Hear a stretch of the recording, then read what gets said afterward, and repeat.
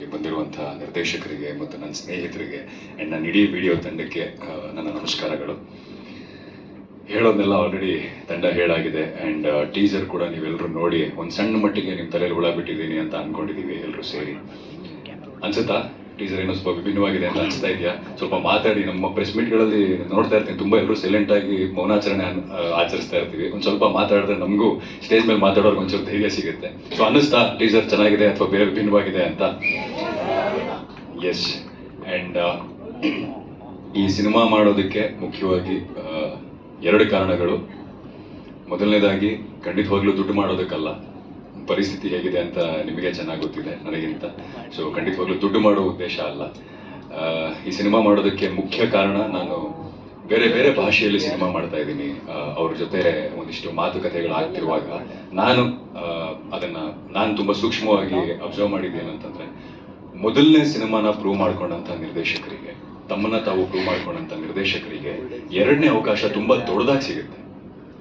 But ಇಲ್ಲಿ ಅವಕಾಶಗಳು ಎಲ್ಲೋ ಕೊರತೆ ಆಗ್ತಾ ಇದೆಯೋ ಎರಡನೇ ಸಿನಿಮಾ ಮಾಡೋದಕ್ಕೆ ಮೊದಲನೇ ಸಿನಿಮಾ ಮಾಡಿದಿರುವಂತ ನಿರ್ದೇಶಕರಿಗೆ. ಸೊ ಹಾಗಾಗಿ ಸಿನಿಮಾದ ಕ್ವಾಲಿಟಿ ಕಮ್ಮಿ ಆಗ್ತಾ ಇದೆಯೇನೋ ಅಂತ ಅನ್ಸೋದಕ್ಕೆ ಶುರುವಾಗಿತ್ತು ನನಗೆ. ಸೊ ಅಂತಹ ಸಂದರ್ಭದಲ್ಲಿ ನಿಧಿ ಬಂದು ಈ ಕಥೆನ ಹೇಳಿದಾಗ, ಮತ್ತೆ ಒನ್ಸ್ ಅಗೇನ್ ಎಕ್ಸ್ಪೆರಿಮೆಂಟಲ್ ಸಿನಿಮಾ. ಇದಕ್ಕೆ ನಮ್ಮ ಪ್ರಸನ್ನ ಅವರು ಹೇಳಿದ್ರು, ಚಂಕ್ ಬೇರೆ ಬೇರೆ ಒಂದಿಷ್ಟು ಜನ ಪ್ರೊಡ್ಯೂಸರ್ಸು ಮತ್ತೆ ಕ್ರಿಯೇಟಿವ್ ಡಿಫ್ರೆನ್ಸಸ್ಸು ಈ ಥರದ್ದು ಆಗೋದು ಬೇಡ. ಆ್ಯಂಡ್ ಈ ಸಿನಿಮಾ ಮಾಡೋದ್ರಿಂದ ಒಂದಿಷ್ಟು ಜನ ಕನಸು ಕಟ್ಕೊಂಡಿರೋರಿಗೆ ದಾರಿ ಆಗುತ್ತೆ ಅಂತಂದ್ರೆ ಯಾಕೆ, ವೈ ನಾಟ್? ಬಿಕಾಸ್ ಇಂಡಸ್ಟ್ರಿ ಇಷ್ಟು ವರ್ಷ ನನ್ನ ಸಾಕಿದೆ. ಸೊ ಎಲ್ಲೋ ಒಂದು ಕಡೆ ಇವತ್ತು ನನಗೆ ಆ ಶಕ್ತಿ ಕೊಟ್ಟಿದೆ ಅಂತಂದ್ರೆ, ಸೊ ನನ್ನ ಕಡೆಯಿಂದ ಇಂಡಸ್ಟ್ರಿಗೆ ಒಂದು ಥ್ಯಾಂಕ್ಸ್ ಗಿವಿಂಗ್ ಅಂತ ಹೇಳಿ ಈ ಸಿನಿಮಾನ ಮಾಡಿದ್ದು. ಮುಂದೆ ಸಿನಿಮಾ ಮಾಡ್ತೀನೋ ಇಲ್ವೋ ಖಂಡಿತವಾಗ್ಲೂ ನನಗೆ ಗೊತ್ತಿಲ್ಲ. ಈ ಸಿನಿಮಾ ತುಂಬ ಪ್ರಾಮಾಣಿಕವಾಗಿ ಮಾಡಿದ್ದು, ನನಗೆ ಜೀವನ ಕೊಟ್ಟಂತ ಇಂಡಸ್ಟ್ರಿಗೆ, ನನ್ನನ್ನು ಇವತ್ತು ಇಲ್ಲಿವರೆಗೂ ತೊಗೊಂಬಂದಂಥ ಇಂಡಸ್ಟ್ರಿಗೆ ನನ್ನ ಒಂದು ಥ್ಯಾಂಕ್ಸ್ ಗಿವಿಂಗ್. ಆ್ಯಂಡ್ ಎರಡನೇ ಕಾರಣ, ನಿಧಿ ಹೇಳಿದಾಗೆ ಬ್ಲಿಂಕಲ್ ಆದಂಥ ಕೆಲವೊಂದು ಅನುಭವಗಳು. ಸೊ ಸಿನಿಮಾ ಮಾಡ್ತಾ ಮಾಡ್ತಾ ಮಾಡ್ತಾ ಒಂದಿಷ್ಟು ಅನುಭವಗಳು ನಮಗೆ ಆಗ್ತಾ ಹೋಗುತ್ತೆ. ಕೆಲವೊಂದು ಸುಂದರವಾಗಿರುತ್ತೆ, ಇನ್ನೊಂದು ಕೆಲವೊಂದು ಕಹಿಯಾಗಿರುತ್ತೆ. ಬಟ್ ಎರಡನ್ನೂ ಸಮನಾಗಿ ಸ್ವೀಕರಿಸ್ತಾ ಮುಂದೆ ಹೋಗ್ತಿರ್ತೀವಿ. ಬಟ್ ಆದ್ರೆ ಎಲ್ಲೋ ಒಂದು ಕಡೆ ಸಣ್ಣದಾಗಿ ತಲೆ ಕೆಡುತ್ತೆ. ಅಂದರೆ ಯಾಕೆ ನಮ್ಮ ಕೈಯಲ್ಲಿ ಆಗೋದಿಲ್ವಾ, ನಾವು ಮಾಡೋಕ್ಕೆ ಆಗೋದಿಲ್ವಾ ಅಂತ ಅಂದ್ಕೊಂಡು, ಓಕೆ ಪ್ರಯತ್ನ ಪಡೋಣ, ರಿಸ್ಕ್ ಅಲ್ವಾ, ತಗೊಳ್ಳೋಣ, ಎಷ್ಟು ದೊಡ್ಡ ಮಟ್ಟದ ಏನೇನೋ ರಿಸ್ಕ್ ತಗೊಂಡಿದ್ದೀನಿ. ಸೊ ಇದೊಂದು ಬಹಳ ದೊಡ್ಡದಾಗಲ್ಲ ಅಂತ ಹೇಳಿ, ಸರಿ ಎಷ್ಟಾದರೂ ಆಗಲಿ ಅಂತ ಹೇಳಿ ಈ ಸಿನಿಮಾ ಮಾಡೋದಕ್ಕೆ ನಾನು ಮುಂದಾಗಿದ್ದು. ಸೊ ಅದು ಎರಡನೇ ಕಾರಣ. ಆ್ಯಂಡ್ ಎಲ್ಲ ನಿರ್ದೇಶಕರು ಇವತ್ತು ನಮ್ಮ ಕರೆಗೆ ಹೋಗೊಟ್ಟು ನಮ್ಮ ಸಿನಿಮಾನ ಪ್ರೋತ್ಸಾಹಿಸೋದಕ್ಕೆ ಇವತ್ತು ಇಲ್ಲಿವರೆಗೂ ಬಂದಿದ್ದೀರಾ. ನಿಮ್ಮೆಲ್ಲರಿಗೂ ತುಂಬ ಹೃದಯದ ಧನ್ಯವಾದಗಳು. ಇವತ್ತು ನೀವು ನಮಗೆ ಬಂದು ಪ್ರೋತ್ಸಾಹಿಸ್ತಾ ಇದ್ದೀರಾ, ನಾಳೆ ನಿಮ್ಮ ಸಿನಿಮಾಗಳಿಗೆ ನಾವು ಬಂದು ಪ್ರೋತ್ಸಾಹಿಸ್ತೀವಿ. ಸೊ ಹೀಗೆ ನಮ್ಗೆ ಯಾರು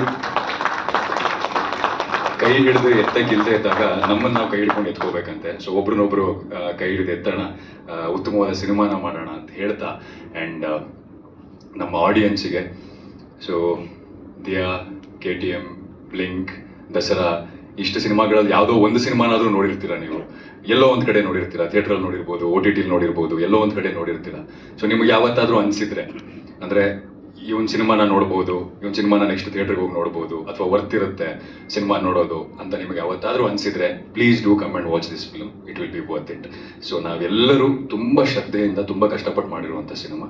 ಸೊ ನಿಮಗೆ ಇದು ಖಂಡಿತವಾಗ್ಲೂ ಇಷ್ಟ ಆಗುತ್ತೆ ಅಂತ ಹೇಳ್ತಾ, ಆ್ಯಂಡ್ ಮಾಧ್ಯಮ ಮಿತ್ರರು, ಈ ತಂಡ ಏನಿದೆ ನೀವು ನೋಡ್ತಾ ಇದ್ರೆ ಇವತ್ತು ಎಲ್ಲರೂ ಯಂಗ್ಸ್ಟರ್ಸ್, ಅವ್ರವ್ರದ್ದೇ ಸಾಕಷ್ಟು ಕಥೆಗಳಿವೆ, ಅಂದರೆ ಅವ್ರವ್ರದ್ದೇ ಸಾಕಷ್ಟು ಶ್ರಮಗಳಿವೆ ಇದರಿಂದ.